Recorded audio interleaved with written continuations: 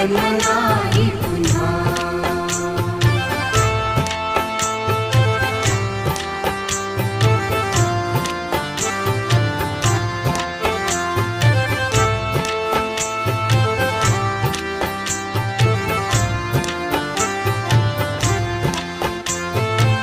हा जन्म आहे सद्गुरु कृपेचा, हा जन्म आहे सद्गुरु कृपेचा, हा जन्म आहे सद्गुरु कृपेचा। हरि ओम स्वामी समर्थ म्हणा,